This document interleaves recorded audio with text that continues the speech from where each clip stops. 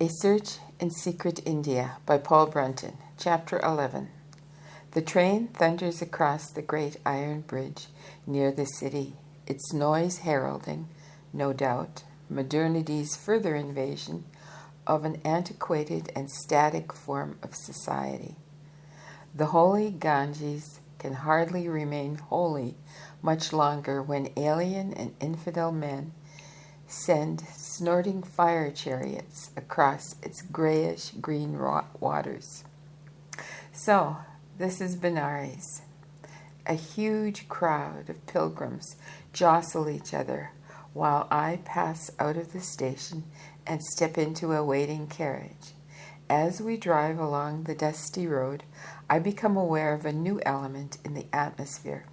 I try to ignore it, but with increasing insistence, it forces itself upon my attention. So this is India's holiest city. Well, it possesses a most unholy smell. Benares is reputed to be the oldest populated town in India. Its odor fully confirms its reputation. The unsavory air seems insupportable. I begin to lose courage. Shall I order the driver to take me back to the station? Is it not better to be an arrogant infidel and breathe clean air than to acquire piety at such a monstrous price? And then I reflect that time will somehow acclimatize one, even to this air, as it acclimatizes one to more unfamiliar things still in this stale land. But Benares, you may be the hub of Hindu culture, yet please learn something from the infidel whites and temper your holiness with a little hygiene. I learn that the stench arises partly because the roads are paved with a mixture of cow dung and earth, and partly because the old moat which surrounds the city has been used by people of many generations as a convenient refuge heap. If Indian chronicles can be credited, Benares was an established city as long ago as 1200 years before the Christian era. Just as pious Englishmen journeyed to the holy city of Canterbury in the Middle Ages, so have Indians flocked from every part of their country to the holy city of Benares. Hindus come in their wealthy state or poverty-stricken condition to receive its blessings, while the ailing come to eke out their last days, for death here will take the soul straight into paradise. The next day I wander afoot through Old Kashi, as the Hindus prefer to call their city, and explore the labyrinth of crooked streets which compose it. There is a purpose behind my aimless wandering, for I bear in my pocket a paper which describes the location of the house of a yogi wonder worker whose disciple I met in Bombay. I pass through stuffy streets, along which a carriage would be too wide to pass. I make my way through crowded bazaars, where seethe the people of a dozen different races, and where mangy dogs and innumerable flies add to the bustle. Old women with gray hair and shrunken breasts, young women with subtle figures and smooth brown limbs, pilgrims fingering their rosaries, muttering the same sacred words which they have always repeated perhaps 50,000 times, the gaunt figures of ash-besmeared elderly ascetics. All these and other types throng the narrow ways. Among a tangle of streets which are full of turmoil, noise, and color, I come accidentally upon the Golden Temple, which is famed among the Orthodox throughout India. Ash-bedabbled ascetics, whose uncouth appearance is repellent to our Western eyes, crouch around the entrance. Worshippers flow in and out in an endless stream. Several carry lovely flower garlands and thus give a gay color to the scene. The pious touch the stone doorposts with their foreheads as they leave the temple, and then, turning, start in momentary surprise on beholding the white infidel. I become conscious again of the invisible barrier between these men and myself. Two domes made of thick sheets of gold glisten in the quivering sunlight. Screeching parrots swarm to the nearest tower.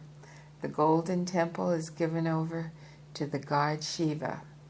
Where is he now, I wonder, this god to whom these Hindus cry, before whom they pray, and to whose stone representations I have seen them offer scented flowers and cooked rice?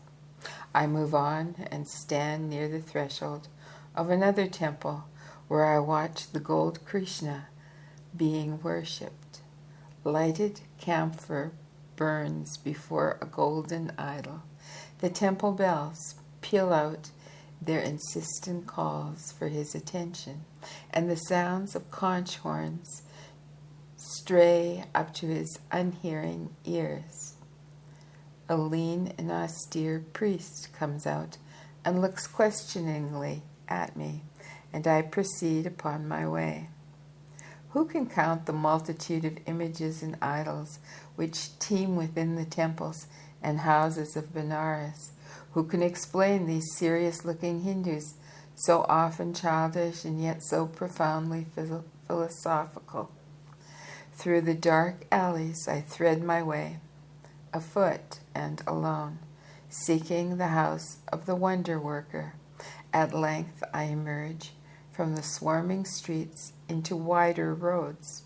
A straggling, ragged column of little boys, thin youths, and a few men swing past me in single file. Their leader carries a makeshift banner with something indecipherable inscribed upon the flag. They shout strange catchwords and occasional snatches of song. They look at me with hostile faces and scowling eyes as they go by, so that I sense the political nature of this motley procession.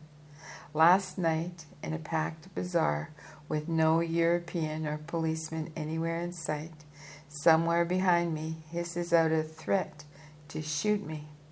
At once I wheel around, only to behold a crowd of bland faces, for the young fanatic, in brackets, I guess his youth by the sound of his voice, close bracket, has disappeared around a corner into the darkness, and so I gaze with pity upon this ragged procession, which now disappears down the road.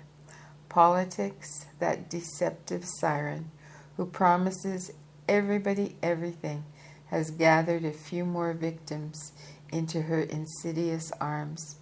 I come at last to a street where the houses are large and well built, and where the compounds are spacious and trimly kept. I quicken my pace until I reach a gate, upon whose post the name Vishuhananda is inscribed on a stone tablet. I enter the compound, for this is the house which I seek, and approach someone who lounges on the veranda.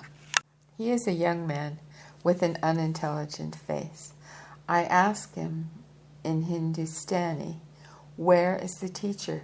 But he shakes his head and gives me to understand that no such person is known here. I utter the teacher's name, but again receive a negative reply. The result is disappointing, but I am determined not to be beaten. An inward monitor warns me that the young man thinks no European can possibly have any business here, and that he has jumped to the conclusion that I am really seeking some other house. I look again at his face, and I write him down as stupid. Ignoring his gesticulations, I walk straight into the house. In an inner room, I come upon a semicircle of dark faces. A group of well-dressed Indians squat around the floor. A bearded old man reclines upon a couch at the far end of the room. His venerable appearance and seat of honor are enough to inform me that here is the object of my quest. I raise my hands in salutation, palms touching. Peace, Master. I make the conventional Hindustani greeting. I proffer my introduction and present myself as a writer, traveling in India, yet withal a student of their native philosophy and mysticism. I make it clear that the disciple whom I encountered was careful to explain that his teacher never made a public exhibition of his wonderful powers, and that even under the shadow of privacy, he rarely displayed them to strangers.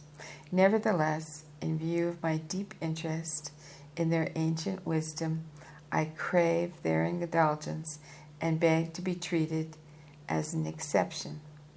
The students stare blankly at each other and then turn towards the teacher, as if in wonderment at his response. Vishuddhananda is a man of more than 70 years of age, I judge. A short nose and a long beard adorn his face. I am struck by the large size of his eyes, which are deeply pouched. The sacred thread of a Brahmin hangs around his neck. The old man fixes his eyes coldly upon me, as though I were a specimen to be studied under a microscope. I feel something weird and uncanny touch my heart. Indeed, some strange force seems to pervade the whole room, and I feel slightly uneasy. At length he addresses some words in a dialect which I recognize as Bengali to a disciple, who turns and informs me that no audience can be granted unless I bring Pandit Kaviraj, who is principal of the government Sanskrit college, to act as interpreter. The Pandit's perfect knowledge of English, combined with his long standing as a disciple of Vishuddhananda, perfectly fits him to act as a medium between us. Come with him tomorrow afternoon, says the teacher. I shall expect you at the hour of 4. I am forced to retreat. On the road, I hail a passing carriage and drive through the winding streets to the Sanskrit college. The principal is not there. Someone thinks he may be at home, so I drive on for another half hour till I find him at last in a tall, ancient house with a projecting upper story, whose appearance is strangely like that of a medieval Italian building. The Pandit sits on the floor of a top room surrounded on every side by small hills of books, papers, and scholastic paraphernalia. He has the Brahmin's typical high brow, thin, long nose, and lighter complexion. His face is refined and scholarly. I explain my errand. There is a slight hesitation on his part, and then he agrees to accompany me the next day. The appointment is fixed. I withdraw. I ride down to the Ganges and dismiss the carriage. I saunter along the river bank, which, for the benefit of bathing pilgrims, is built into strong rows of stone steps. The feet of many centuries have worn down the steps until they are rugged and uneven. How untidy and irregular is the waterfront of Benares. Temples tumble into the water. Glistening domes are neighbors to squat, square, decorated palaces, which rise to varying heights, while the whole hodgepodge of buildings mingles the ancient and the modern indiscriminately. Priests and pilgrims swarm everywhere. I come across some pundits teaching their pupils in small open rooms. The walls are plainly whitewashed. The teachers sit on rugs, and the pupils squat respectfully around them, absorbing the cobweb doctrines of their creed. A bearded ascetic's appearance causes me to make inquiries. He has rolled over and over in the dust for 400 miles. A strange way to make one's pilgrimage to Benares. Farther on, I meet another weird-looking individual. He has held one arm aloft for years. The sinews and the ligaments of his unfortunate limb have almost withered, while the flesh which covers it has shriveled to parchment.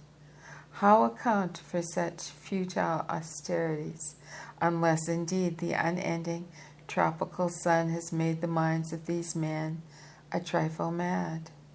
It may be that existence is a temperature of It may be that existence in a temperature of 120 degrees in the shade has helped to unbalance these unfortunate members of a race which is already prone to religious hysteria.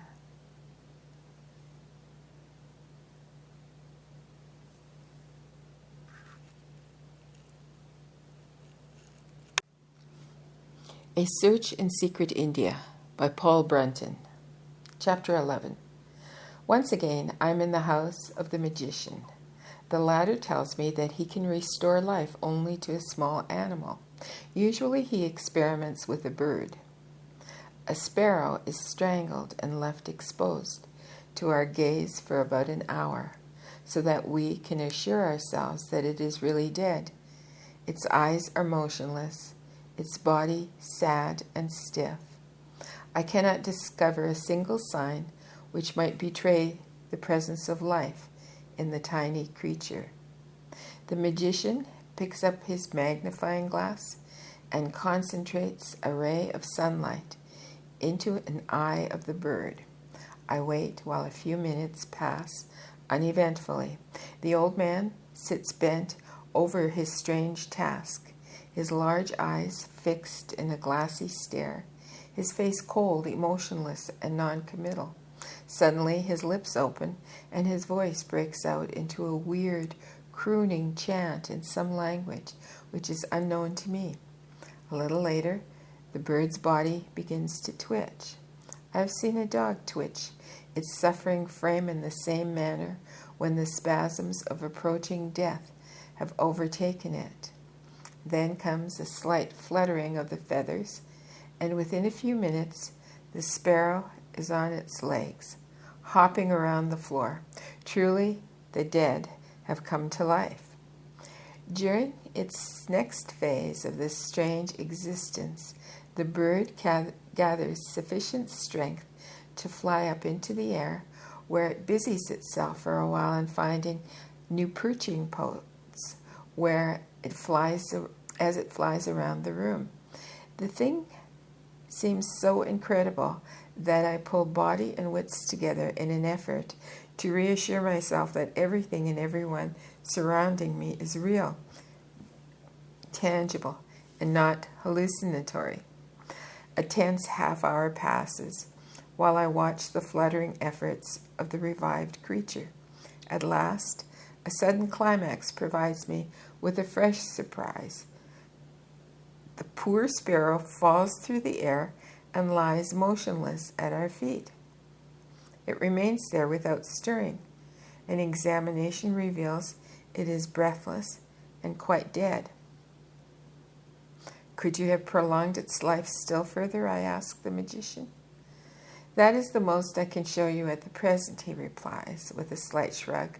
The pundit whispers that greater things are hoped for from future experiments.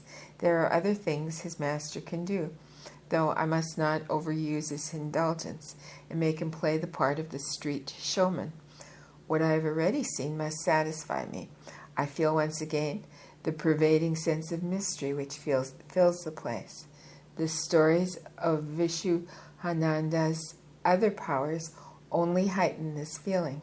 I learn that he can bring fresh grapes seemingly out of the air and deliver sweetmeats out of sheer nothingness, that if he takes a faded flower in his hand, it will soon regain its pristine freshness.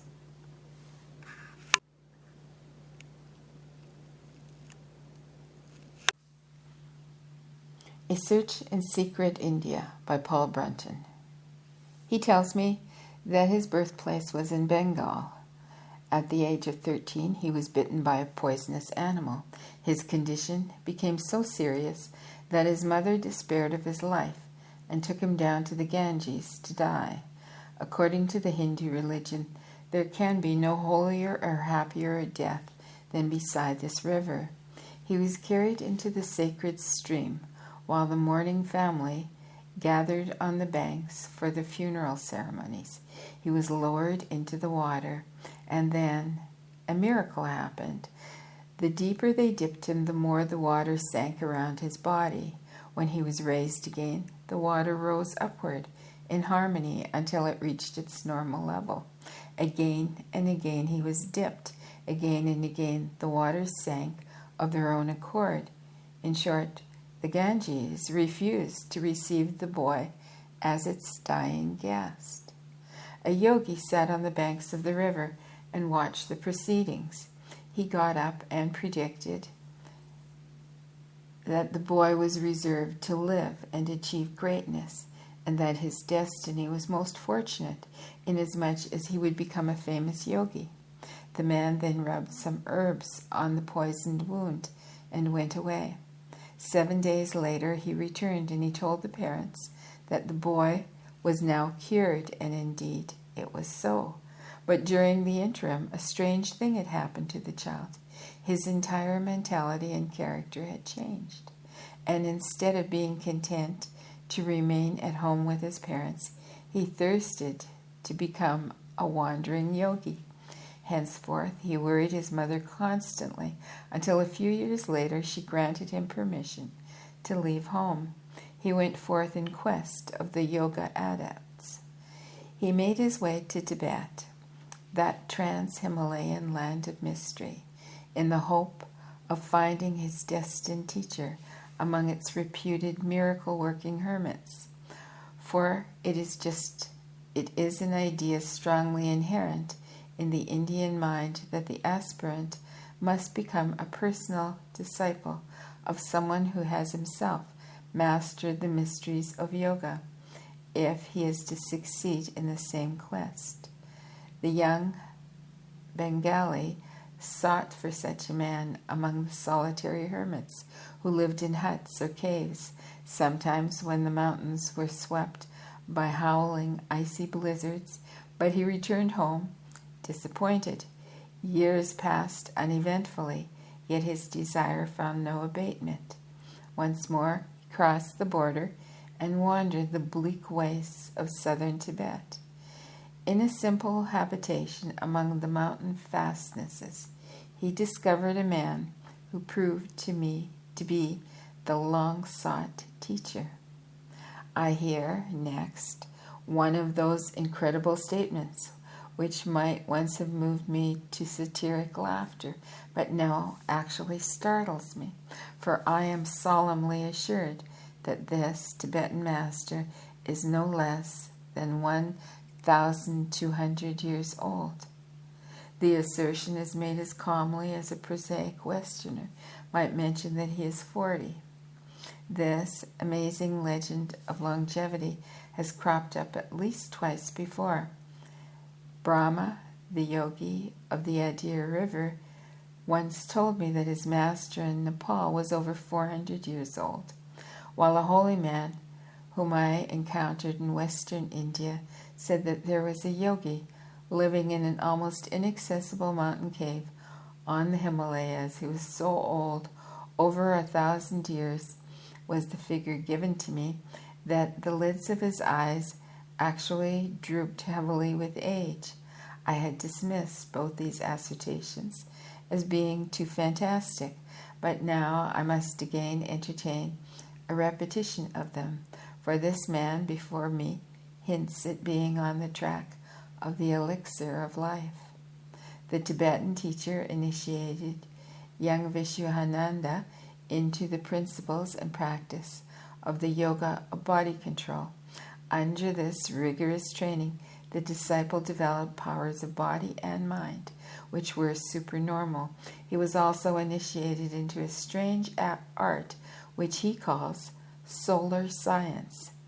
For 12 years, despite hardships of life in a snowbound region, he continued his pupillage at the feet of the Tibetan possessor of immortal life. His training finished, he was sent back to India.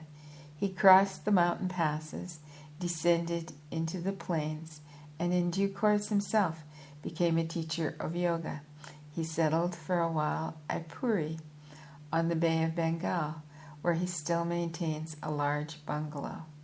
The flock of disciples which gathered around him belong exclusively to the higher class of Hindus. They comprise wealthy merchants, rich landowners, government officials, and even a Raja. I get the impression, perhaps I am wrong, that humbler folk are not encouraged. How did you perform those wonders that you showed me? I asked bluntly. Vishanananda crosses his plump hands. What you have been shown is not the result of yoga practice. It is the result of a knowledge of solar science. The essence of yoga is the development of willpower and mental concentration on the part of the yogi. But in solar science, practice those qualities are not required. Solar science is merely a collection of secrets, and no special training is necessary to make use of them. It can be studied in exactly the same way that any of your Western material sciences are studied. Pandit Kavirj supplements. I'll spell Kavirj for you.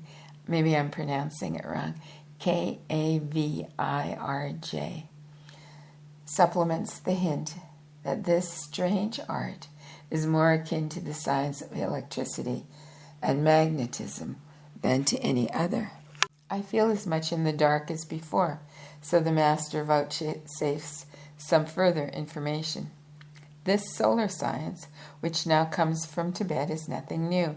It was well known to the great yogis of India in very ancient times, but now, except for a rare few, it has almost been lost to this country. There are life-giving elements in the sun's rays, and if you knew the secret of separating or selecting those elements, you too could do wonders. And there are etheric forces in sunlight which have magic power once you get control of them. Are you teaching these solar science secrets to your disciples? Not yet, but I am preparing to do so. Certain disciples will be selected and the secrets imparted to them. Even now we are building a large laboratory where study classes, demonstrations, and experiments will be carried on. Then what are your disciples learning at present? They are being initiated into yoga. The pundit takes me to inspect the laboratory. It is a modern structure, several stories high, and distinctly European in design. The walls are built of red brick, and large gaps take the place of windows. These gaps await the coming of huge sheets of plate glass. Further research work to be conducted in the laboratory will involve the reflection of sunlight through red, blue, green, yellow, and colorless glass. The pundit tells me that no Indian works can make glass of the size required to form the giant windows, and therefore the edifice cannot be completed. He asks me to make inquiries in England, but emphasizes that Vishuhananda wants the specifications to be adhered to completely. These include the condition that the makers should guarantee their glass be absolutely free from air bubbles, and that colored glass should be quite transparent. Each sheet is to measure 12 feet in length, 8 feet in width, and 1 inch in thickness. The laboratory building is surrounded by spacious gardens which are girdled and screened from prying eyes by rows of feather-branched palm leaves. I return to the wonder worker and sit down before him. The disciples have thinned out. Only 2 or 3 are left. Pandit Kavaj squats beside me, his study-worn face fixed in devoted regard of his master. Vishanananda momentarily glances at me and then studies the floor. Dignity and reserve mingle in this manner. His face is preternaturally solemn, and the faces of his disciples reflect his solemnity. I attempt to penetrate his mask of gravity, but can perceive nothing. The mind of this man is impenetrable to my Western mentality, as is the most innermost shrine of the Golden Temple in yonder town.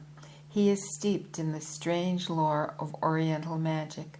I feel strongly that though he has shown me his wonders, even before I express a second request, nevertheless he has put up a psychic barrier between us, which I shall never cross.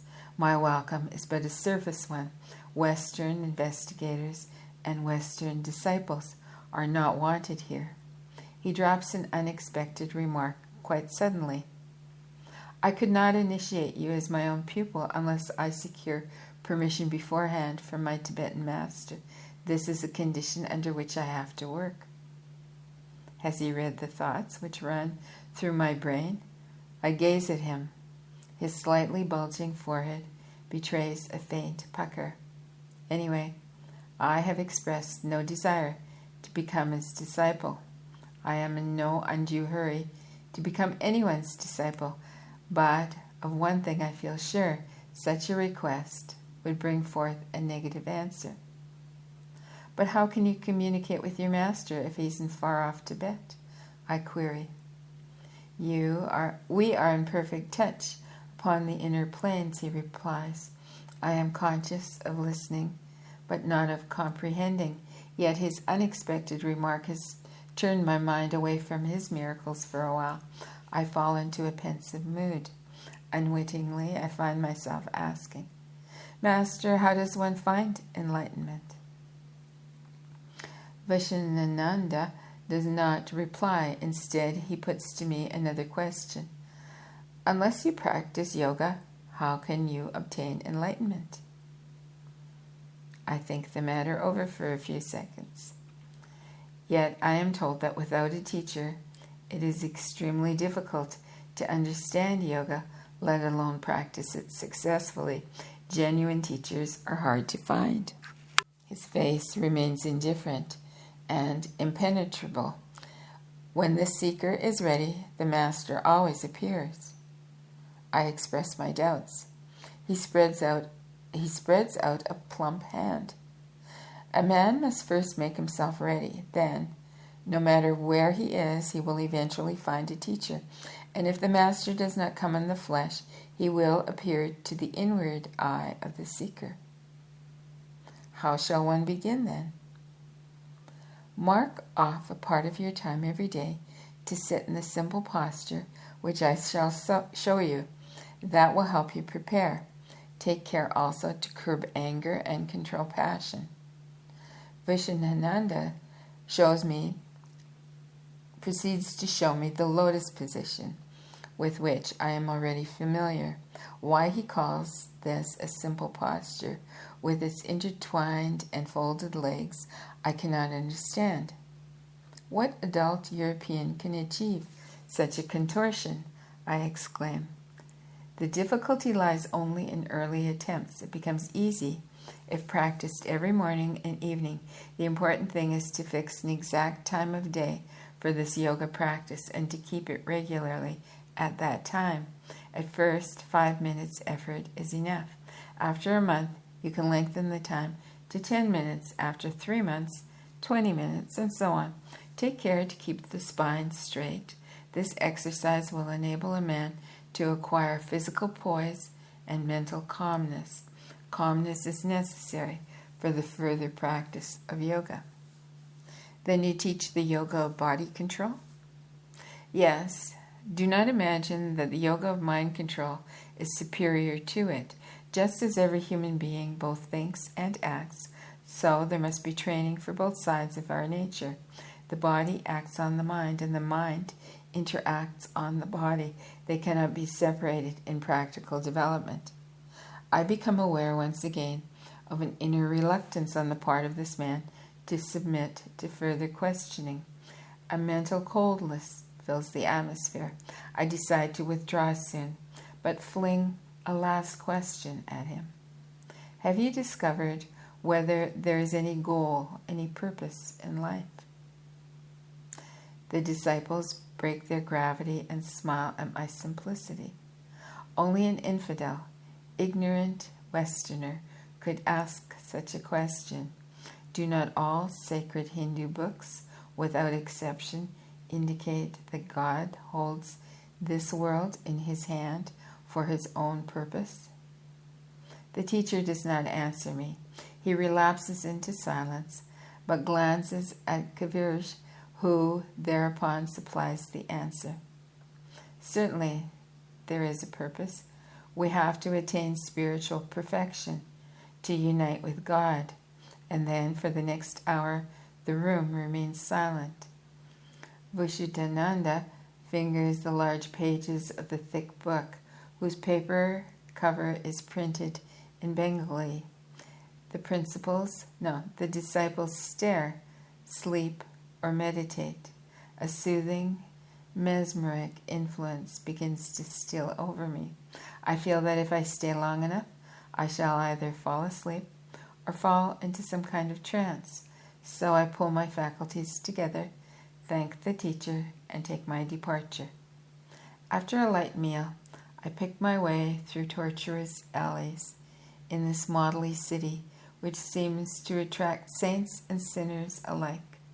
It lures the pious from all over lands to its crowded homes, but it also draws the impious, the ruffianly, and the vicious, to say nothing of the priestly parasites.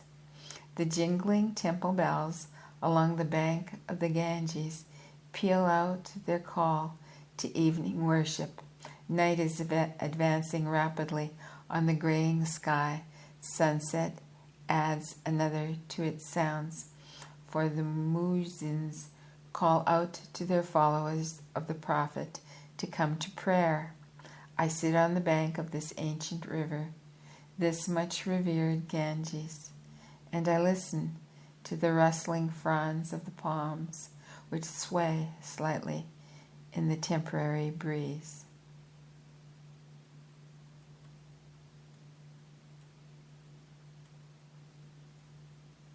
And I'm going to pause here. And there's a footnote here about the glass. I wrote to the largest manufacturers of plate glass in Great Britain, but they refused to undertake the task because the technical conditions laid down by Vishuddhananda were impossible of fulfillment. They declared that it was beyond the wit of any manufacturer to devise a process which would guarantee the absence of any air bubbles in the sheets, that the glass could not be colored without diminishing its transparency to the sun's rays, that plate glass could not be made satisfactorily thicker than 1/4 of an inch, and that the sheets would have to be made in halves if breakage on the long journey to Benares was to be avoided.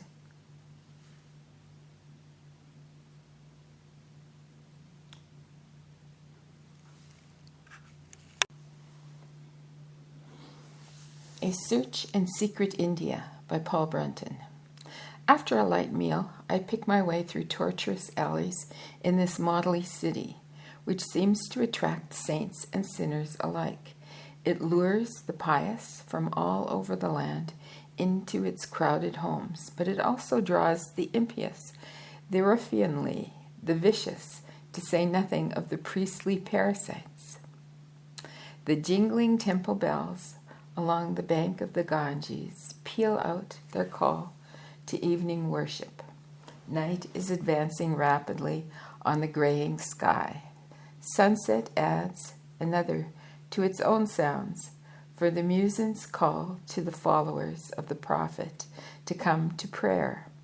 I sit on the bank of this ancient river, this much revered Ganges, and listen to the rustling fronds of ponds, which sway slightly in the temporary breeze. An ash-besmeared beggar approaches me. He halts. I gaze at him. He is some sort of holy man, for something that is not of this world glows in his eyes. I begin to realize that I have not succeeded in understanding this old India so well as I thought. I grope among a few coins in my pockets, wondering the while whether we can leap across the abyss of civilization which separates us. He takes the alms with quiet dignity, raises his hands to his ash-covered brow in salutation, and withdraws. I have mused for a long time over the mystery of the wonder worker who plays tricks with the ether and restores fleeting life to dead birds. His plausible but brief exposition of solar science does not capture me. Only a thoughtless man would deny that modern science has not fully explored the possibilities latent in the sun's light, but there are features in this case which incline me to look elsewhere for an explanation. For in Western India I have learned of the existence of two yogis who could perform one of Vishnananda's feats, namely the extraction of different scents from the air. Unfortunately, for my investigation, both these persons died towards the close of the last century, but the source of my information seems reliable enough. In both cases, a fragrant, oily essence was made to appear on the palm of a yogi's hand, as though it exuded through his skin. Sometimes the perfume was strong enough to scent the room. Now, if Vishnananda possesses this same strange gift, he can easily transfer some scent from his palm to the handkerchief whilst appearing to fumble with magnifying lens. In short, the whole performance of concentrating the sunlight may be nothing more than a piece of play acting to cover the transference of the magically produced scent. Another point which favors this view is the fact that the wonder worker has failed to reveal the secret to a single one of his disciples so far. Their hopes have been kept up meanwhile by the protracted building of costly laboratories. Even this work has come to a standstill because of the impossibility of procuring the giant sheets of glass in India, and so they wait on and hope. What process has Vishnananda really used if the concentration of sunlight is merely a blind?